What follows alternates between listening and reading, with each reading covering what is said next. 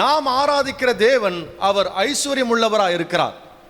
அதை நாம் தெளிவாக நம் மனதில் புரிந்து கொள்ள வேண்டும். அப்போ அவர் ஐஸ்வர்யம் உள்ளவராக இருந்தால் நாம் எப்படிப்பட்டவராக இருக்கிறோம்? நாமும் ஐஸ்வர்யம் உள்ளவரின் பிள்ளைகள். எங்க அப்பா ஐஸ்வர்ய பணக்காரனா, நானும் யாரு?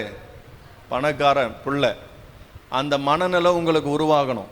எத்தனை பேர் விசுவாசிக்கிறீங்க நான் ஐஸ்வர்யத்தின் பிள்ளைன்னு? சொல்லுங்க. என்னைக்குமே உங்களை நீங்கள் லிமிட் பண்ணிக்காதீங்க.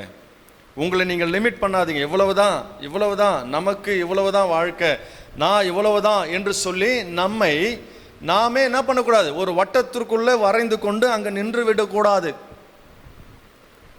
என்னைக்குமே சொல்லணும், கர்த்தர் என்னை ஐஸ்வர்யமாய் நடத்துவார். உன் வாழ்க்கையில நாம் சூழ்நிலை சரியில்லாமல் இருக்கலாம், நமக்கு நம்ம எதிர்பார்க்கிற காரியங்கள் கிடைக்காம இருக்கலாம். அந்த இடத்துல நீங்க சொல்லுங்க, நான் ஆராதிக்கிற தேவன் ஐஸ்வர்யம் உள்ளவர். அவர் ஐஸ்வர்யம் உள்ளவராக இருக்கிறதுனால எனக்கும் அந்த ஐஸ்வர்யத்தை எனக்கு ஆண்டவர் கொடுப்பார். அந்த ஐஸ்வர்யத்தினால கர்த்தர் என்னை நடத்துவார்.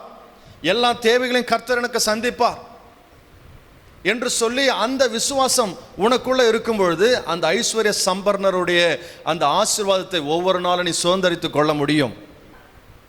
நம்ம ஆண்டவர் யாருங்க? ஐஸ்வர்யம் உள்ளவர். அவர் God is a rich God.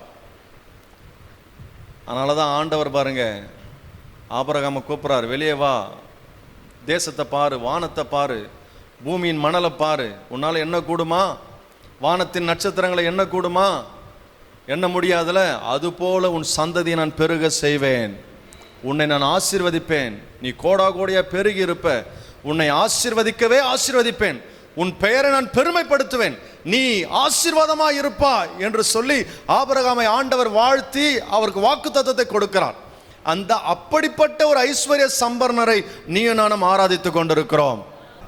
என்னைக்குமே உன்னை நீங்க ஒரு லிமிட்டுக்குள்ள கொண்டு வராதீங்க. நீங்க சொல்லுங்க, சூழ்நிலை எப்படி இருந்தாலும் பரவாயில்ல, பிரச்சனைகள் எப்படி இருந்தாலும் பரவாயில்ல, தேவைகள் அநேகங்கள் இருக்கிறது, அதை பார்த்த உடனே உன் மனசு சோர்ந்து போகும். அந்த இடத்துல நீங்க சொல்லணும், நான் ஆராதிக்கிற தேவன் ஐஸ்வர்யம் உள்ளவர், ஆகையினால என்னையும் கர்த்தர் ஐஸ்வர்யம் உள்ளவனாய் மாற்றுவார், நான் எதிர்பார்ப்பதை விட கர்த்தர் எனக்கு மேலாக சந்திப்பார்.